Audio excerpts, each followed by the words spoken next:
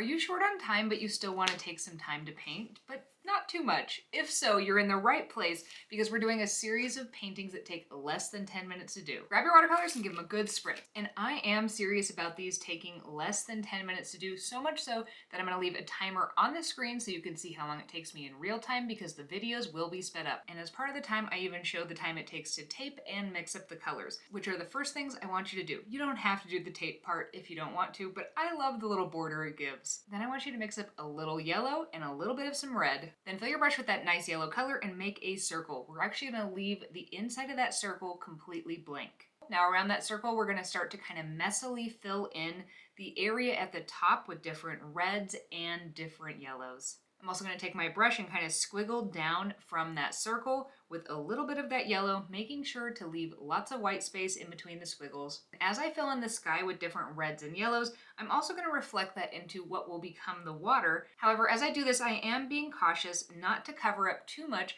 of what will become the reflection of that sun. Then I want to add in some more details to this landscape, so I'm going to go ahead and dry this really quick just to make sure it's nice and dry, and then I'm going to be able to add a new layer on. Then I'm going to mix up a light grayish purple color, and I'm going to add in my first strip of mountains, just obscuring a little bit of that sun. And then with that same color in my brush, I'm going to make a few little marks to kind of reflect it into the water. And then again, I'm going to dry that layer, and I'm going to darken my color just a little bit so that I can add in a second layer of those mountains. Again, reflecting that a little bit into the water. And I decided I wanted a third layer of mountains, so again, I darkened that color just a bit, added that little strip in, and reflected that just a little bit into the water.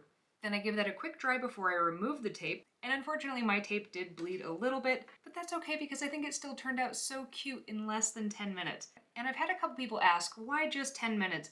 Part of it has to do with literally not having enough time to paint, and so sometimes you really only have a couple minutes, but you can still squeeze in some art. Sometimes though, having that really short amount of time set aside, if you're in a creative block or if you're just not motivated to paint, sometimes this can unlock something, or maybe it sparks a completely different idea.